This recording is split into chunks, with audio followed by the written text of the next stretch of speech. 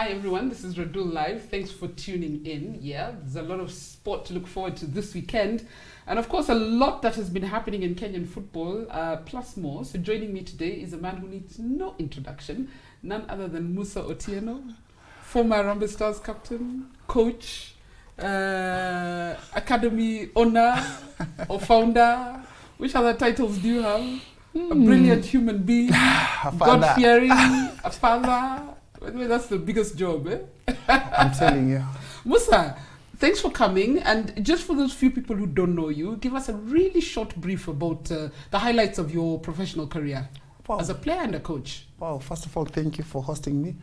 My name is Musa Otieno, former Harambee Stars captain, and many titles. Yeah, assistant coach, former Harambee Stars assistant coach, now the CEO of Kickoff 12 Foundation. I grew up in the ghetto. Call it ghetto now at the moment. That is East Lando, in a family of 11. You know, I'm telling you that mom was like, she's strong.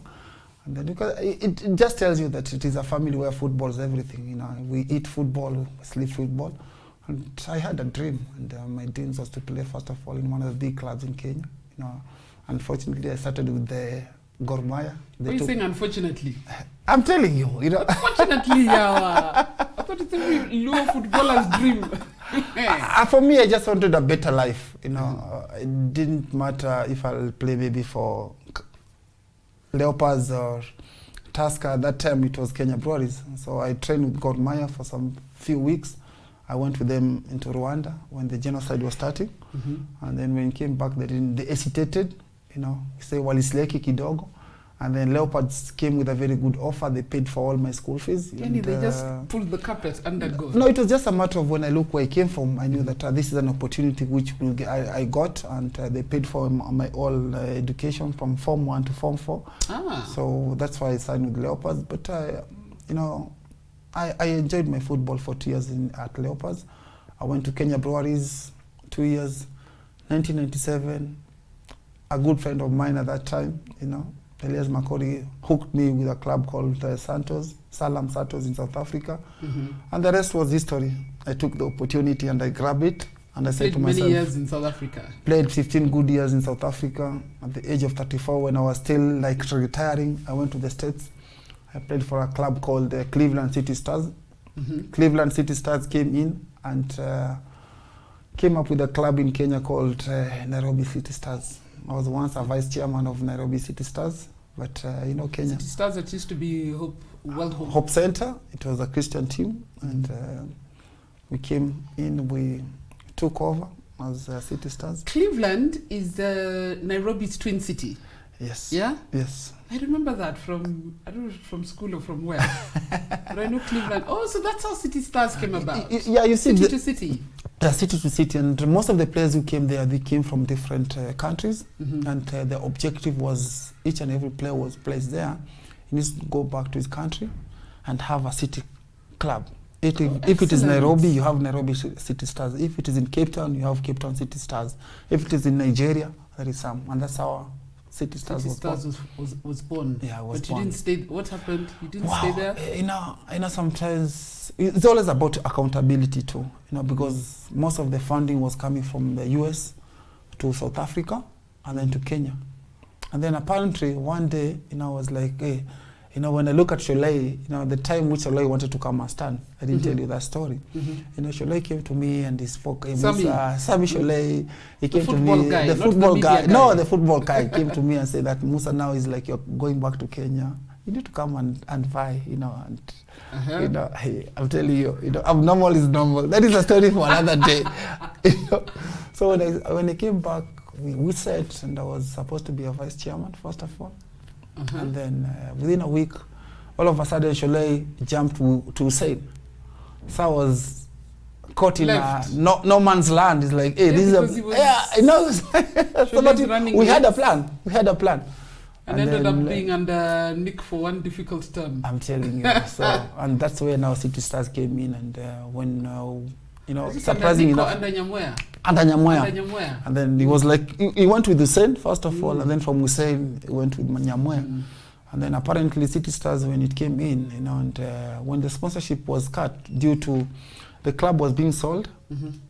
we didn't even know that this is what was happening. Yeah. I'm telling you, Carol. There's a time when had that Oboya was going to, I think, Norway or Sweden. Mm.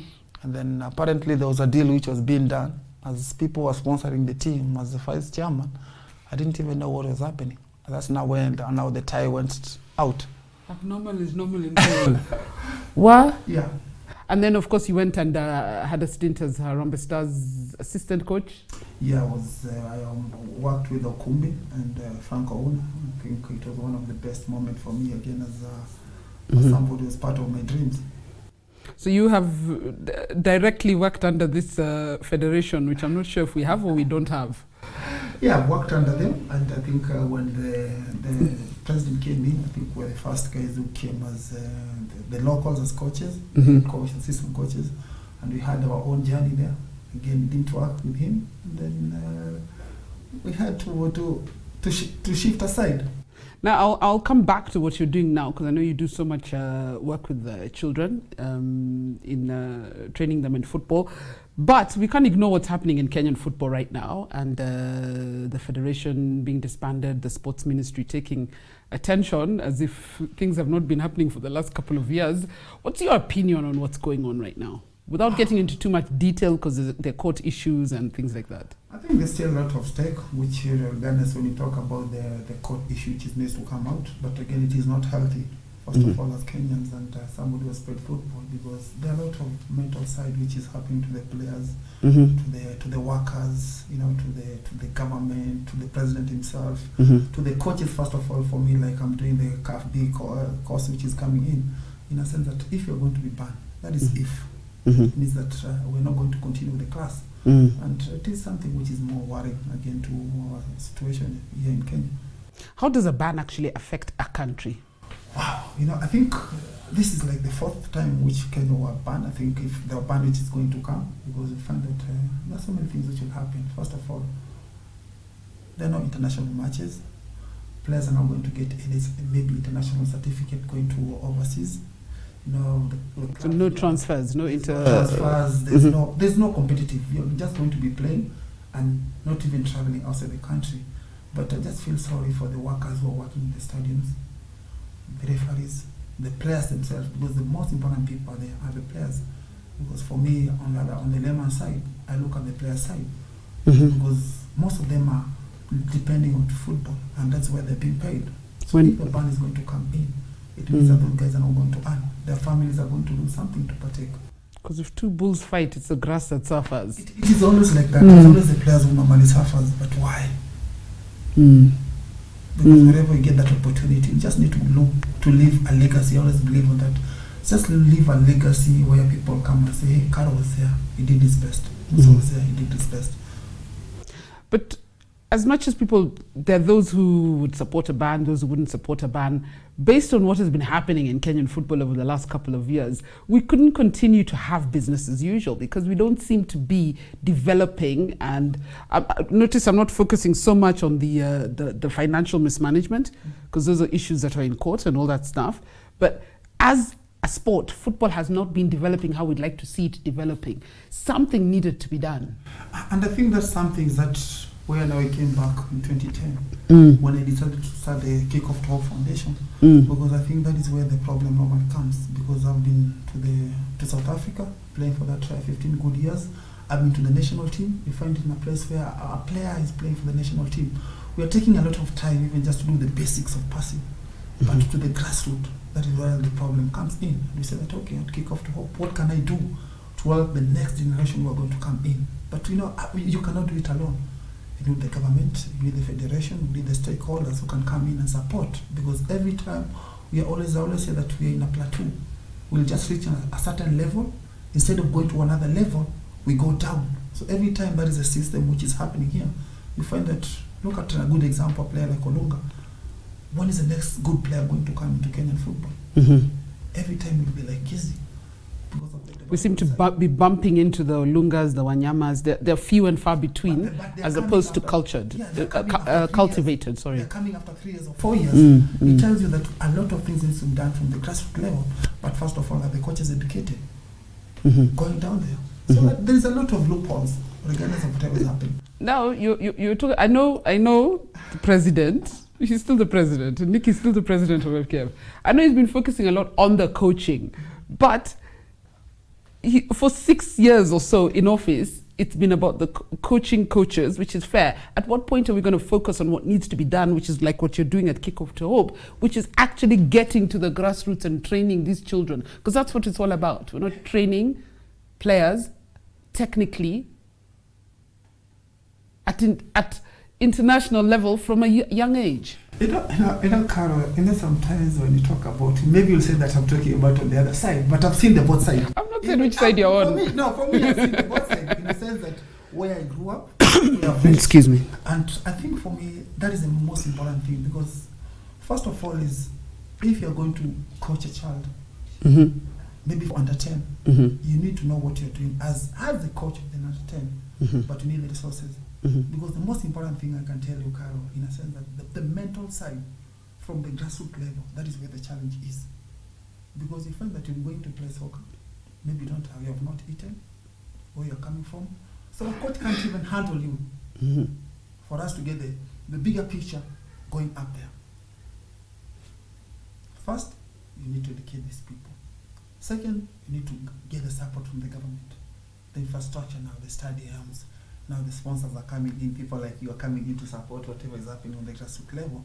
Because if you look at Belgium, if you look at South Africa too, you find that whatever is happening, I was forced to retire at the age of 34. Why? Now we had a challenge to get a player like, even to replace a player maybe like Wanyama or like Olunga. So what is happening? It tells us that on the grassroots level, there is something on our structure which you are having, starting from the primary schools to the high school. But don't you think, I'm coming back to what's happening in the country right now. Do you think there are steps that this federation could have been taking over the last 6 years? I think that is one of the things which they should do, because first of all is the federation, the Ministry of Sports, and the government. Comes even to the system. The three of them, first of all, they need to come up with a structure which will help, starting from the grassroots level to the professional side. If the communication is not there, if the camaraderie is not there between them, first of all, nothing will going to happen. I can tell you that, Carol. Because when I talk about the education, first of all, you need to have that understanding because of our system. Carol, if I can give you a good example, I went to school in Germany. A school is called Sportschule. In a sense that if you look at the time, the time when their kids are coming out of school, they're coming out of school is around 3 or 4. So these kids are training in 1 week. Maybe they're training for 8 hours and then playing over the weekend. But in Kenya, these kids are just training on Saturday, playing a game on Sunday. So if you're going to train something, you find that that boy in the UK or in the US is going to be an advantage. Is going to have an advantage, and that's why I say the Ministry of Education needs to come together in board. Because an academy should not, because our academies are not really academies. Academies should not be academy should not be a weekend thing. It needs to be a Monday to Friday in-school program, because we know and we see that kids are training.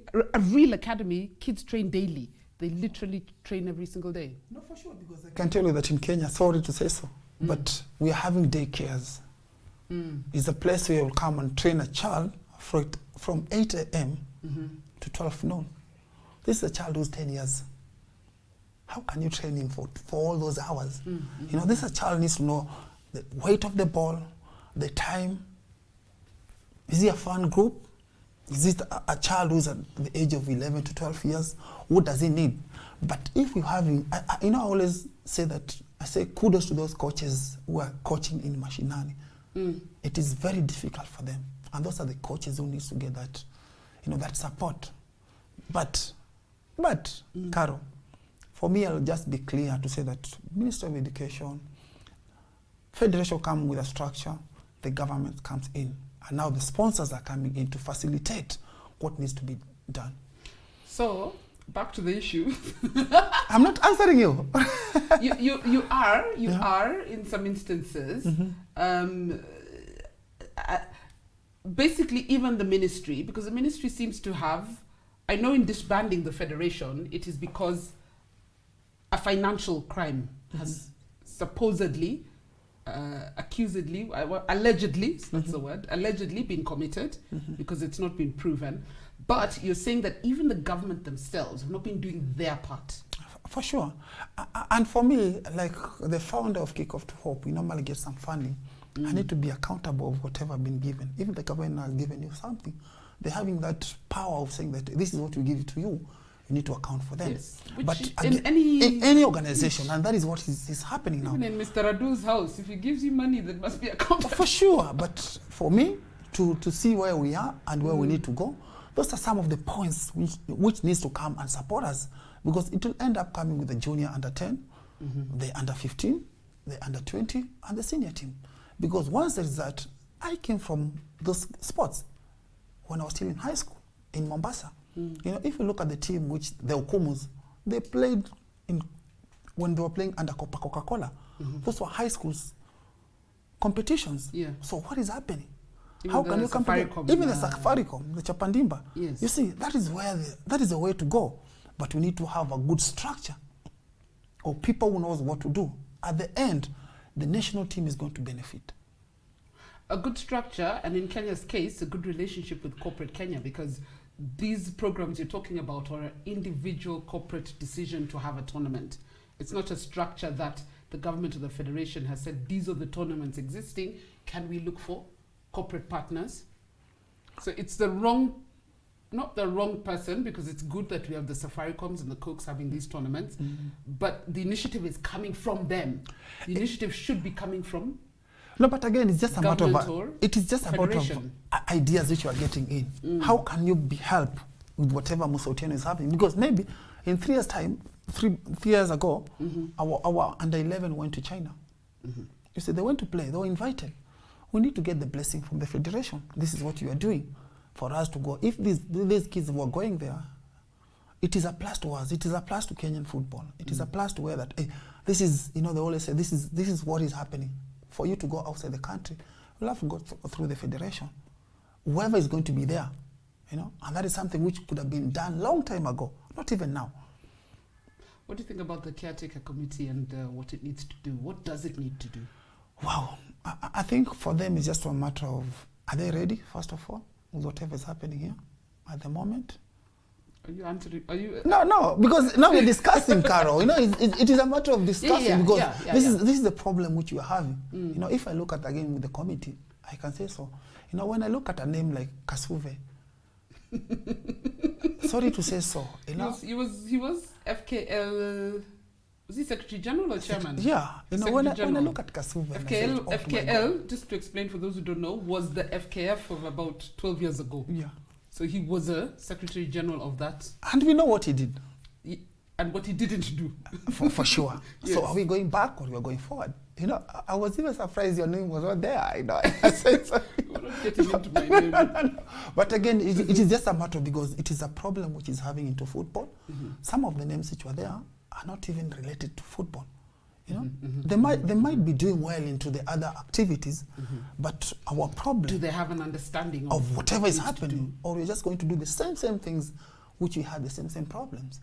Yes, some of the guys are from rugby; they're doing very well. But compare rugby and football; is a totally different sports again. So we don't have people who played soccer. Maybe that is just an advice, you know. So to put words into your mouth, you don't have 100% confidence in the committee's ability to deliver. I think for them they just go and research and get some you know, they go and read books. Information about how soccer is being run, and they might be good in their professions, but sometimes it's just a matter of you played, I played, somebody else played, but just for them. I've seen for decoration they've thrown in some. Okay, Masiga, who's not played for 30 years. No, but with Doctor, I can say that is somebody who I feel like it is, you know, he was there. That is a good addition. You know, even Bobby is there himself, you know. And Bobby Ogola. Yeah, Bobby. Whatever idea is having, he can brought into the table. They're totally different generations, different thinkings. You know, they're having so many inputs. You know, they can be coming and say, this is what you can do. And then, if you were to advise, or if you were on the committee, what would you say needs to be? What would you do? What would Musa? Why was it Musa? Why wasn't your name there? People have been on my case. Why wasn't your name there? No, I don't know. Were you called? The good thing is that I was not called. The good thing is that, Karo, I'm not there. So that is a problem for the committee. Why wasn't Musa Otieno there? Can you change the story? I don't know. Yeah. I'm not fighting for myself. But there's No, some people, I'm just saying you are a person who has an understanding, and you're current, you're in the game. I can't go to Toyoya and not find you there. I'm a believer. I always say God's time. It will just come. Yeah, but I mean, we need people who understand the game. I think so. So give them free advice. Now, for me, it's just a matter of, in whatever is happening, they just need to look at the benefit, first of all, of the players, the stakeholders. They need just to come in and see what is the problem and try for us just to be in a very good sense. We just need to be sober dealing with whatever is happening now. But what is the problem? I think for them, it is maybe the accountability of the money which was given. That is a position which, for me, I don't know how much they were given and when it was given. But it's just for them to make sure that whatever decision they're going to make, first of all, is to the benefit of the players. You're not answering my question, Musa. I'm asking you. That is what I'm asking for the answers to the questions you're asking. As in, if you were sitting in that seat, you would first of all, how would you structure the federation? Because I was speaking to a lawyer the other day who drafted a constitution that the federation apparently ignored a couple of years ago, which would have helped. What structures would you put in place? Kind of, for me, I can tell you, I'll just try to be on the fence on this one and tell you that, the good things that I'm not even there. So that is the problem of that committee. Because if they feel like we are not important to be there, in a sense of, I'll just try to be, I've got no comment there. You have no comment. You have no comment. You'll say that I'm sitting on the other side. No. No, because even for you, I read somewhere, they called you. But it was just a matter of you wanted to know what is happening. You can just come in and, that's what I'm saying. I cannot just come in and pop in. I don't know what is their plan. Plan is to get Harambee Stars to a World Cup. What do we need to do to get Harambee Stars to a World Cup? I think for us it's always a matter of, there are so many things which we always say that they are wrong. Sometimes when I look at some of the nations, whatever they're playing, it's always a matter of, we always wait until the last minute. We don't give the coaches who are there that input time to know that that is what we need to do. If it is a matter of knowing that this is a coach who's coming in and is having like 4 to 3 years, at least we know that at the end of that 4 years, that is what we are going to achieve. We were always like orientated nation in a way that we want the results there with the coach there. And it is a challenge. Because we've had like, under Nick, we had like 7 coaches in like 5-6 years. It is always a challenge when I talk on the coach's side, because if you look at the new coach who has come in, he had I think a contract for 2 months. In that 2 months, it is very little for you to come and first of all understand the culture, understands what you want. First of all, as Kenyans, as the president, you come in 2 games, you have been defeated. The next thing is that Musa jikate, but we just need to be patient with coaches. It is not well. I always say that for us, we sometimes fight to get a coach. Other nations are planning how to win the competitions. So we are always second. So why can't we just stay maybe with a coach, maybe for 2 years, 3 years, which that come the end, everybody knows the music. Everybody knows that after 3 years, this is what we are looking after. This is the target. This is the target. Yeah, for sure. But if you look at whatever you say, and it's just a matter of a plateau. Sorry to say so, because if you look at even the coaches who are there, I think all of us are just in one state. So we have reached at the top.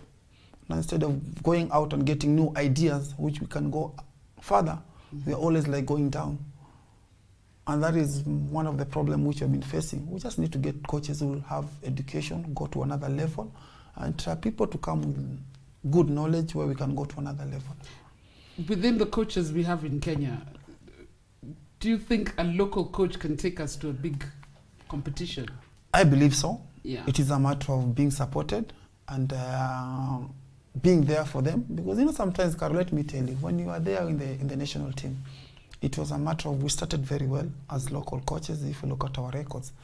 But because somebody knows that, this is Carol just stayed here the other day and now it's prospering, they'll start those bad behaviors in a sense that, they have drawn one match, but forgetting the objective of us being there. It's just a matter of a process. It is, and that is, we need to educate even our fans. We need to educate people around us so that it is a process. This is what we are doing. Because sometimes you end up finding that an European coach comes in, he gets good money, and a local coach is just for you to come to understand. There's no understanding after you retire. It is a matter of, if that white person is getting this, something which when you retire or you're not with the national team, you can say that, this is what I got from the national team. This is what I was given. But we need to get the corporates who will have to come in. But they will not come because of their accountability. But then we have to treat our local coaches with the respect that position warrants. And we need to have, maybe there is Kenfoka, there is Kefoka, an organization which will come and support now the coaches. Because sometimes you find that a coach is being sacked after 1 month or 2 months. It doesn't work like that. So their roles need to be like to govern the coaches. Like just the careful, which is there for the players. Even coaches need to have their group which they can come. I know they're having it to be more stronger, which needs to be recognized with the government. In a sense that we are human beings too, as coaches. I know I had a conversation with the late Benjamin Aimba, may his soul rest in peace, when he was let go by the rugby union. I think it was the first time that Mike Friday came in. And that was a really big issue for him, the fact that you will not pay me a certain amount, but the minute you get a Muzungu coach, bam, twice my income.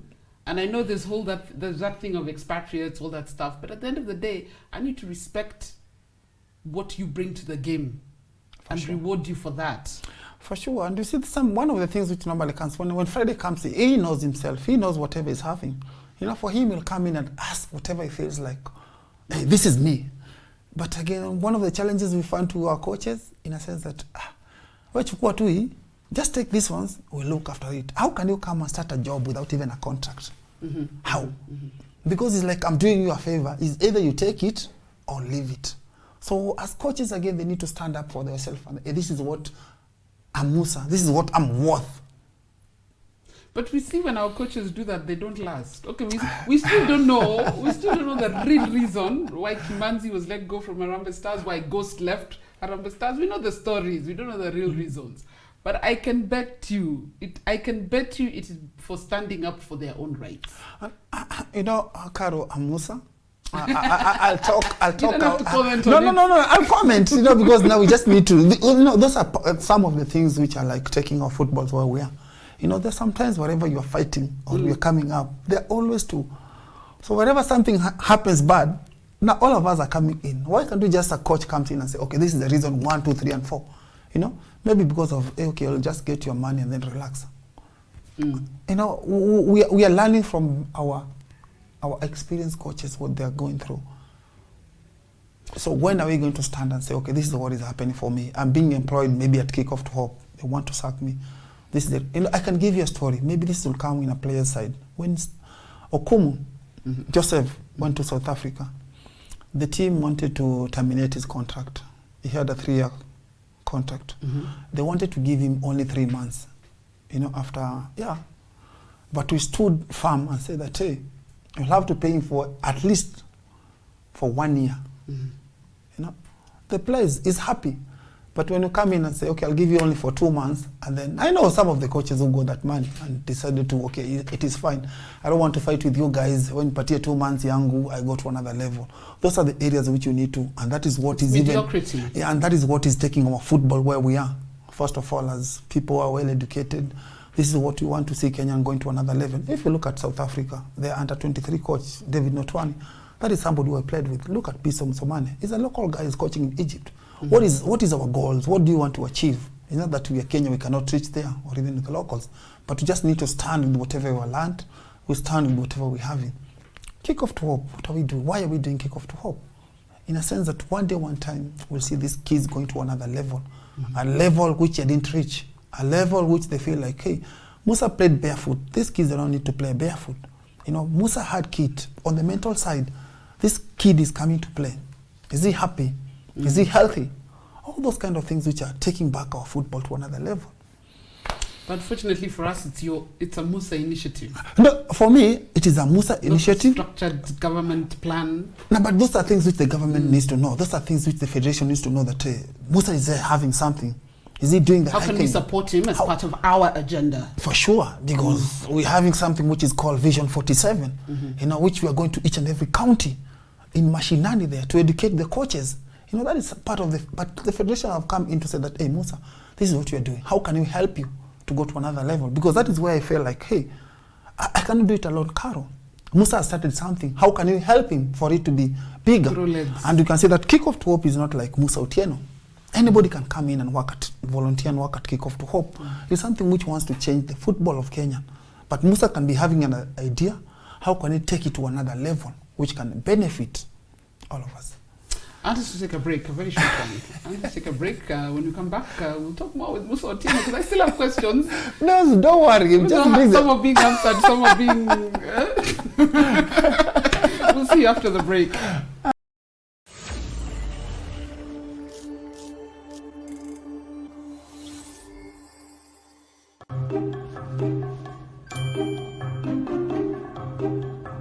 Shushu, wamesema hakuna harusi.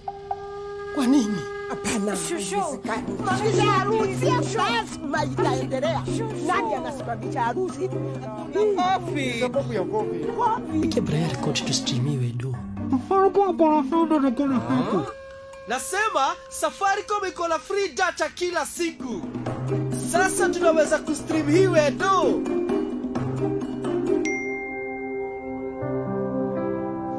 Hi, Shushu.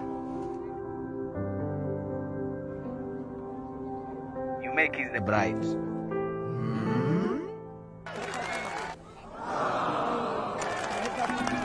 Pata hadi 500 MB free kila siku. Piga star 544 hash na uchague unlock free data. Mwelekeo ni internet.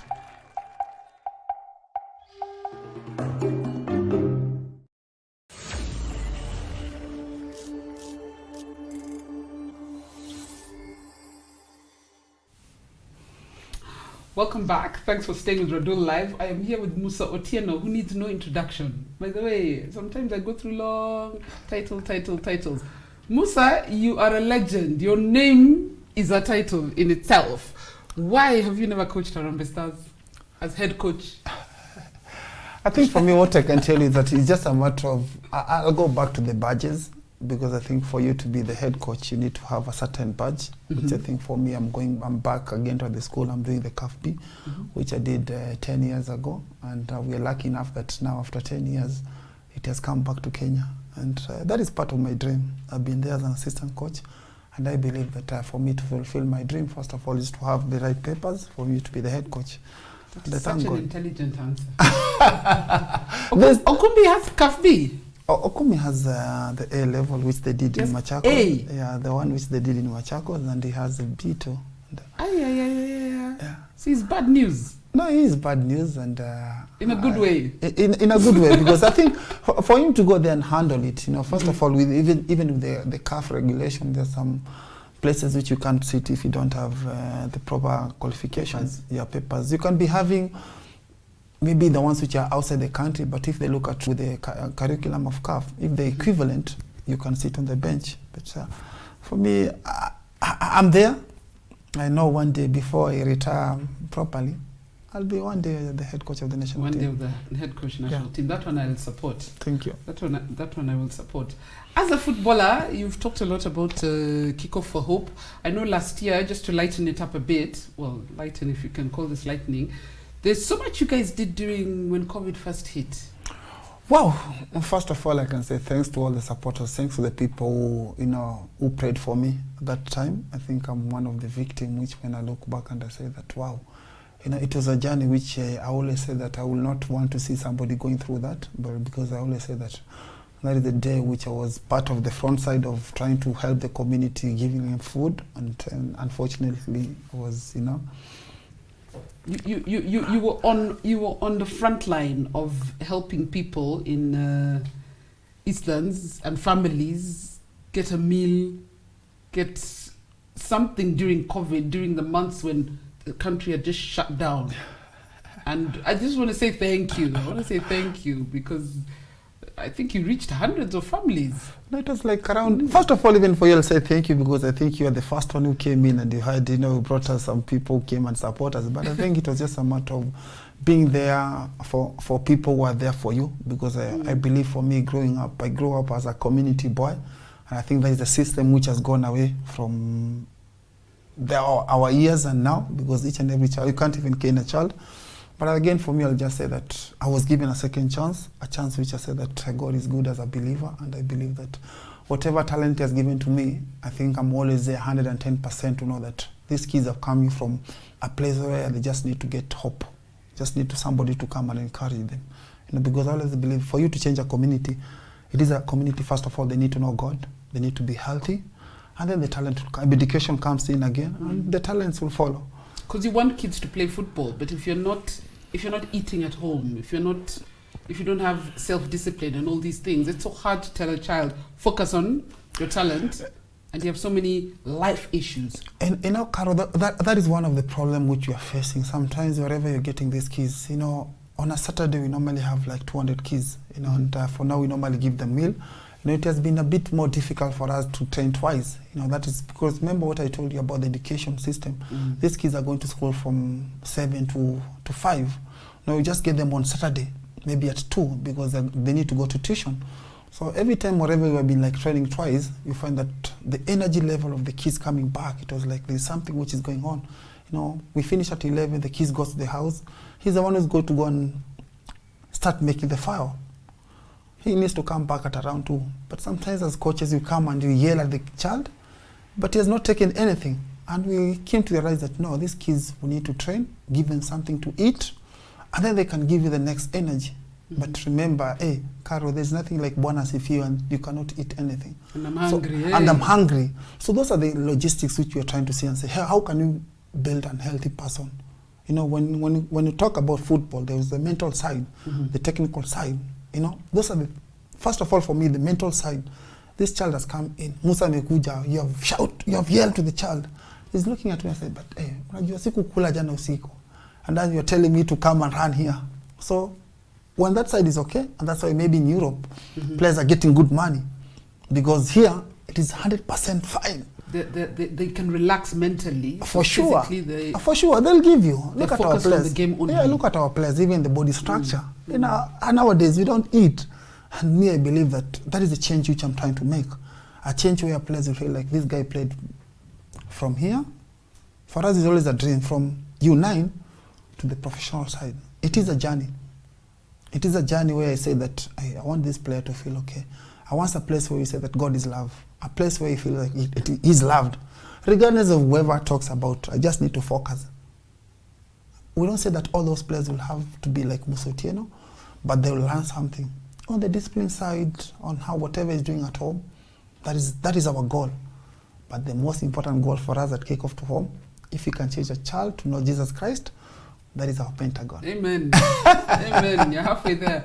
But I guess the things we miss, and maybe you can tell us what you would tell a footballer, a young footballer, that he needs to focus on in order to become competitive in this world. Because as we mentioned much earlier in the show, the Michael Olungas and Wanyamas, they're few and far between. The Marcelos, they're few and far between. But what have those athletes managed to do? Because if you look at them, one, physically they're already different, which means they probably got the diet issue very early in life. Things like that you're saying the build of our footballers are not, we don't have the correct build because we can't even afford the proper nutrition. I think those are the areas when you're looking at it and say that, okay, this is a players, what is our objective? What is the end? What is the end of these players at Kickoff to Hope? Maybe into the education, maybe into sports. Because there are steps which, for you to get somebody who needs to go and play at Genk, for you to get a player who needs to go and play at South Africa, there is a style of play which they need to do. Because on the nutrition side is more important. The sleep time, this boy has a dream. He wants you to take him to another level. You need to be there for that child. You need to make an environment where the child feels like, hey, you know, they always say is a teacher. Teacher alisema, this is what you need to do. And coach. Teacher's word is... Yeah, teacher's word is always like, the parent will not say anything. But we just have that mandate of trying to take this boy to another level. At what time is he training? That's why I tell you that most of our academies are daycare. What kind of a training does a U11 needs to have? What kind of a size of the ball does he needs to have? This is a center back.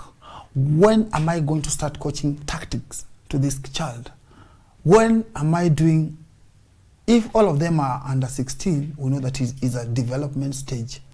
They need to go and have fun. They need to go and have, you know, to make friends. But when the pressure comes in from the U11 until the senior team, you'll miss them somewhere. But we also, as a country, we seem to bump into our good footballers. As in, they're scouted when they're already 15, 16. They're in their late years in high school. And they miss those formative years. Is that what hinders some of our players from crossing a certain level and breaking into... Because at this point in time, we should have more than Victor Wanyama to have participated in the Premier League. More than Mariga to have won a Champions League. You know, we should have more players. You see the way we look at, say, West Africa, France, Germany, those French-speaking countries, full of West African players at different levels. But you can almost count the Kenyans in Europe. And I think that is where now they always say that there is a camaraderie, if I may say so, through the federation and the limited people who are doing those, like in high school, there is the Coca-Cola, Coca-Cola in primary school, which league is in primary school. So those are the things when you look at somebody like Marcelo and Joseph Okumu, you'll see their story. You'll see where they've started from and going from. So you want to tell me that if you look at Chemelil, sorry to say so, Chemelil where they are, they had that philosophy of having young players coming up. But now on the mindset of business now, you know, it needs to start from the early age of, hey, we are having players like these ones. This is where we want to take them. It is, why are we doing so? It is not a matter of they're thinking about, as we are thinking of, you play football and then you're just thinking of playing for Gormaya, FC Leopards and Kenya Breweries, and then that is it. But now this one, you're thinking of taking this player to Europe. What is he supposed to be having? Because I can guarantee telling you that there's no Kenyan player who has left Kenya and going to the overseas to get that direct to the system. There's always a gap. Maybe the guy cannot pass well, maybe the body positioning. And those are things which needs to have in a proper organization, in a proper structured nation where we need that. From this stage, my cry is always like this, Carol. I can tell you that from the primary schools, we need to have a legit, good competition with maybe in an area like Kisumu. Kisumu needs to have their own tournament with one technical director who comes in and relate to the big technical director in the office to know that if I'm looking for a center back at the age of 12, I know that at the age of 14, in high school, there's another center back who's playing for the national team. There is a structural thing which goes from there to top. But if you don't have that, we'll just be guessing that this one comes in. Who did Olunga played with? You can't even recall. Who did Wanyama played with? He must be playing with other players. Maybe they didn't go to Belgium, but they'll be like going to another level. But the structure needs to be, for me, I'll always cry, get people who knows about football, get the government, get the federation, the Ministry of Education to be together, and then with the government now on the other side. These corporate companies, they need to be put pressure to come and support sports. I think I can tell you, Carol, players will be playing there knowing that there is salary, a financial and there is reward. something which is there. Look at it. Is it pressure we need to put on the corporates, or it's pressure we need to put on the clubs and federations who are going to receive that money? Because right now, a corporate looking are like, hey, you've taken your head of federation on financial mismanagement issues to court, I'm not giving you my money. No, even the club themselves, even the chairman themselves, because when I was reading the other day, I think when I talk about how the clubs have been registered, first of all, the CBO and the NGO, which for them, if they're going to be a limited company, it will be better for them or easier for them to get that money. So it is a matter of accountability. Carol, I give you 100,000, you need to, hey, show me how you have spent it. Most of the clubs are saying that having academy. Do they have academy? How did they pass that, they call it what? Club licensing. How? So we are the one who just put ourselves in this situation. Because these are the same club which they say they're having some millions. You know, we look at Sony Sugar, which went down because of, but they passed the club licensing. How did they pass? And now after a year, they don't have money. Because our federation let them pass. That is when they should have been stopped when they didn't meet all the criteria of club licensing, because it's the federation that needs to take the lead in branding this sport of ours. Because I remember approaching a club, approaching a corporate on behalf of a club almost 10 years ago. They told me, there's corruption in Kenyan football. And I'm like, you need to differentiate between the club, that time the KPL, and the federation. But for them, whatever you read in the paper, talk to any corporate right now, they'll tell you there's corruption in Kenyan football. Yet there's a club somewhere that would do right by what that corporate needs, you know. Did it suck now? Did it suck now that kind? It didn't, and that's why I'm saying the federation has a job. When we eventually get one, I don't know, has a job to clean up the image of football as a whole. There you're right. I think that is the only way which maybe the federation which is going to be there to come and clear. Because for them to be in a very good picture, in a sense that this is what you want, this is what you want, they don't need to be lenient to any club, you know, because at the end of the day, their names are the ones which is going to the wire. And I believe that we just need to see the light, a light which we need to see whatever is going to happen. Would you consider running for FKF president? At the moment, I can still say no, because that is something which I can say, you know, why am I saying so? It was a year ago that you were running. No, why am I saying so, Carol? You know, sometimes we look at ourselves. If you cannot even handle a team in the Kijiji, how can you go and handle the federation? And for me, with Kickoff to Hope, I just pray that one day, one time, we have been there, we're seeing whatever we are doing. We're trying to do things in a totally different way, in a way that what you have seen, what you have learned, but it is very difficult to come and show somebody something which has not seen or understand. And that's why our Kenyan football is all about.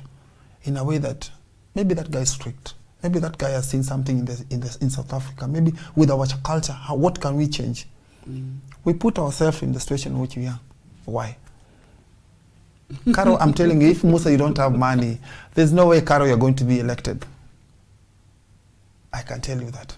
There are people who can back you. I don't have money. No, for me, I'm just saying, where am I? Where am I? I think it is something which is, you know, sometimes when you succeed, you normally have people who help you behind the scene. But you've succeeded. With Kickoff to Hope, I'm still. Let's talk about women's football. What do you think about the way it's been rising and rising? Vihiga Queens, Harambee Starlets qualifying for Women's AFCON, doing well in the qualifiers. I think that is what now we must look at. If the ban comes in, first of all, if we look at our Starlet, they're not going to perform, and they're just very close to performing to go to qualify in the Cup of Nations. Look at Vihiga Queens, with whatever money they have put in, they went there and they showed a very good performance. It tells you, when it comes to the women's side, they're performing, but they don't get that resources. I think that is just a cry for whoever is there to look at that side too, even with their competition, and see how they can be supported, because we hear their stories, you know, the clubs which they're playing, you know, they're not being paid, you know. I just feel sorry for our beautiful women who have been putting us to another level. Vihiga Queens on the other side, you see what they did, even with the playing at home. Tactically, you can see with the seriousness, with the county government, first of all, supporting them. So I'm asking myself, what about the other counties? What are they doing with their money they're having? Should the government make it compulsory? Because every county government has a sports ministry. You know, one of the things which is happening there again, if you look at the courses, the basic courses, the CAFD which has been done at the moment, it is the money which is coming from the CDF. You know, and for now, maybe around 4 counties which the county government have been supporting. What about the rest? Where is the money going? you know, because sometimes they say, let's educate these coaches for them to go and empower the players which they're having. Vihiga Queens, they're being supported by the county government. So what about in my... it's showing. It is showing because the girls are happy, are getting like around... Whatever they are getting, it is not enough, but at least there is a salary to the club. And that's why they're performing. They'll end up taking all the best ladies into the team because they feel like on the healthy side, on the money side, they're having and they're traveling, for sure. I think it should be compulsory. I think every single county should... Well, they're not women's teams, but there's some teams, even if it's men's teams, in every single county, the county should have a responsibility of giving a portion and that is to a club. And that's the good idea which you were talking. Why were you not there in the committee? Try this. These are things public which... surely there's somebody...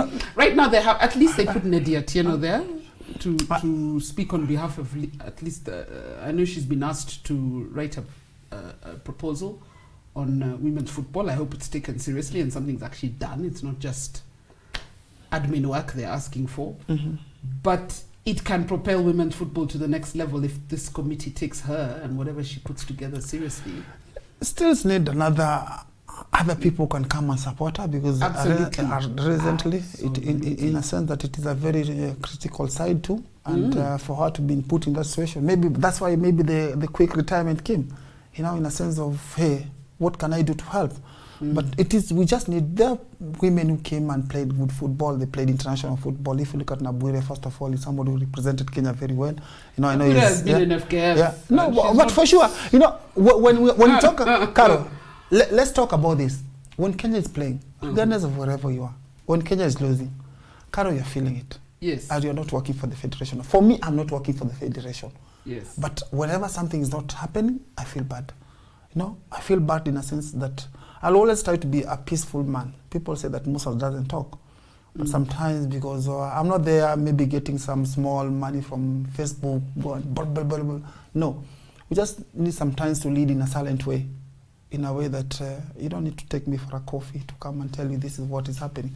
Sometimes whatever you're doing... has been in FKF. No, it's fine. It's okay. I'm just giving out that is my opinion. Maybe that's why women have got a little bit of support. I don't know, so I can't criticize. But with the women's side, they're doing very well, you know. Whoever is having them is handling them. They just need to be supported, first of all, on the finance side. They need to be supported. I know for a fact, Thika Queens only got 350,000 shillings for winning the league, and that is the only money that any of the women's clubs have seen trickling down from whether it's a federation, from all this sponsorship. And last week, it's funny because I was telling Nadia Otieno how she's a champion after Ulinzi Starlets won the FKF Women's Cup. Women's Super Cup. Yeah. Where the FKF winners... Super Cup, which they... Super Cup, yeah. Where they played the league champions. And I told her, hey, you're a champion. She said, yes, I took a trophy home and I was asked for bread. Now, those are things again, yeah. You know, Karwa can tell you that for me, when I look at football, I'm sitting here because of football. And I know other people can go to another. I thank God that I was taken to South Africa. You know, with whatever I got in South Africa. You were that rare breed. No. I'm surviving with it. But there are kids who can go to another level. You know, it is just a situation that we need to get our players in a sense that whenever somebody retires, he feels like he can take his child or his daughter to the field. Because most of the former players, they look at it and say that it wasted my time because I didn't have good... Unfortunately. You see, it really wasted its time. So are those things which you want to see in our players who are coming in? Are those things which you want to see that, Musa, you played football? Do you want to show? You have got nothing to show. When she comes in, you know, even with the tournaments which you normally do, let me tell you, Carol, one thing which I've came to realize and said that I'm not going to give any medals. I know they're okay, but who normally takes the medal or the cup is the coach or the team manager.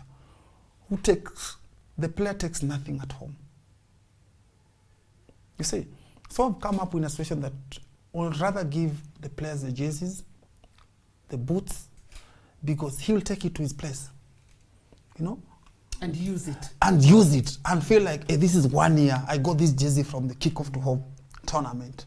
Then a trophy, coach comes in, goes and put it into the house. And then the player, hey, the way you're saying nothing. Hata kama ni jersey, that jersey, the parents maybe didn't have that money to buy it, but you have come with a brand new jersey. You know, with the boot, which is 1,500 or 3,500, but it's a nice brand new boot.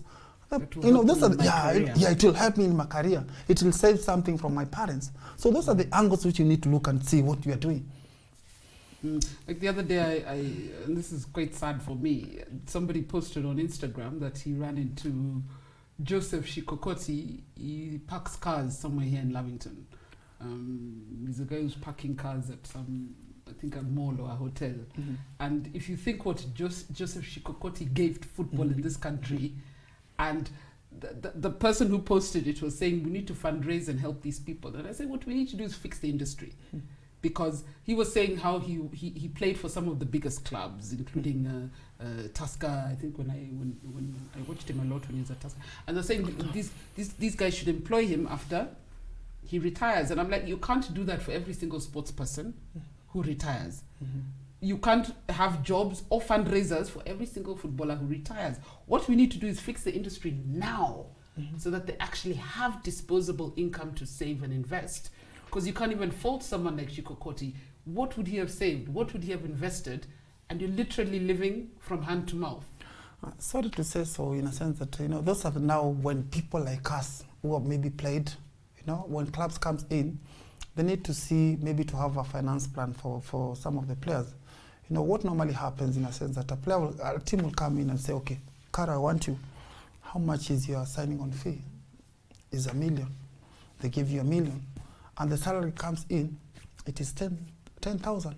Why can't they divide that $1 million to be put into his salary?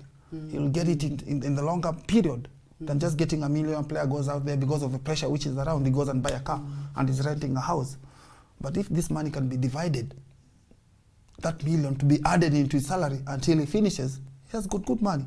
But we just normally take players and we don't teach them. You know, I can tell you, Carol, even for without sure. the signing fee, Carol, you've said $1 million. Very few of our players even go for $1 million. And they're there on 35 G's a month. What are you saving? What are you investing? Carol. And your mother wants a cut every month. You have to send to Ushago. You have to pay rent in Nairobi. You want to start a family. It is a life living too again. The lifestyles, I can say so. You know, sometimes, Carol, you know, you need to have a mentor. You know, even with the clubs. For me, I always say that. I don't think it's a lifestyle. I just don't think they're earning. We haven't created an environment where they're earning enough. Look, right now, we have the Premier League doesn't have a title sponsor. They have a broadcast sponsor.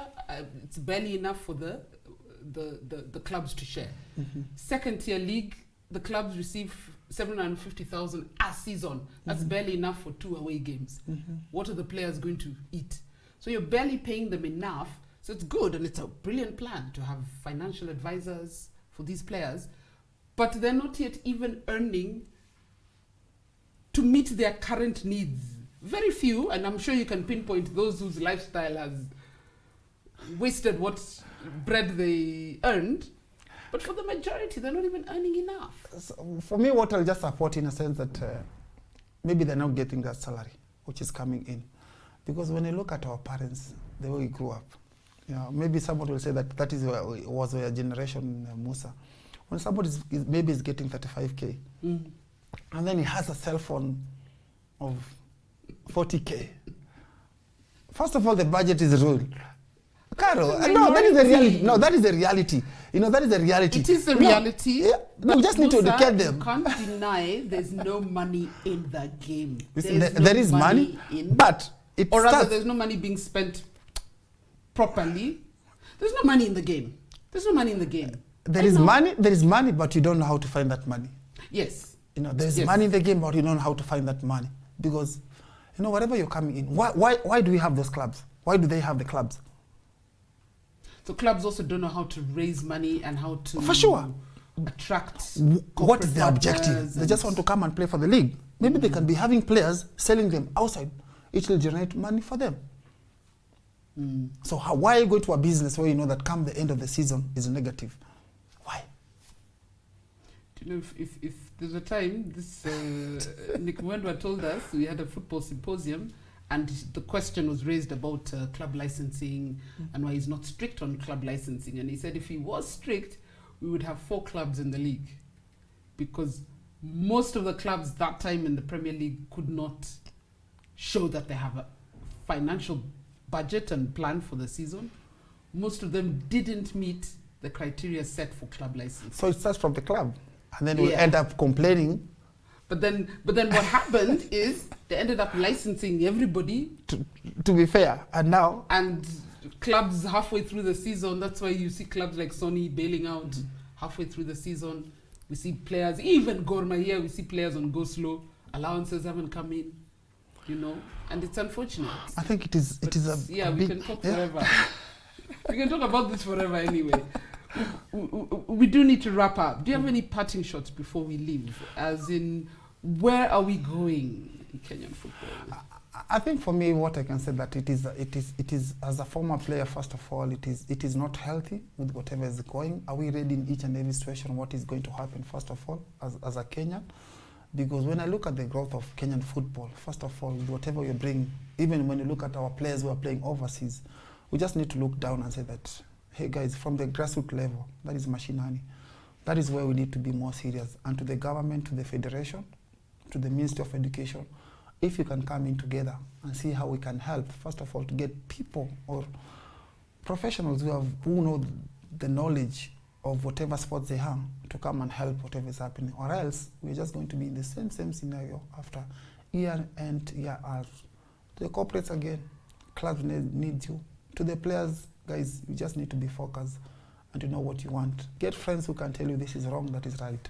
Because there's no way you are going to achieve whatever you want to achieve alone. Even for me as Musa Otieno, I had some mentors, I had people who came and support me. When I look at somebody like Elias Makori, I always say that he's my mentor, he's a friend who was there for me. Not everybody will like you, but we just need to be focused.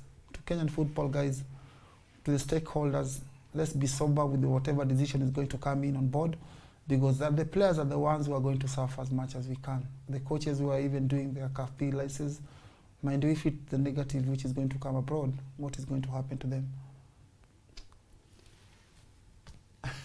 Everybody likes Musa. It's just not everyone will like you, but everybody likes Musa. But thank you so much, Musa, for coming. Thank you. I've had a good conversation, and we need to do part 2. You're welcome. We need to do part 2. Because we haven't even told people where to find you, but kick off for Hope. I'll tag you on social media. It's I have okay. all your handles. And you'll see how you can get hold of Musa and take advantage of, the programs that he's running for kids there. But thank you guys for watching Radull Live. I hope you enjoyed the show. I have. And we'll see you next week as we have another fantastic guest to discuss sport with. See you.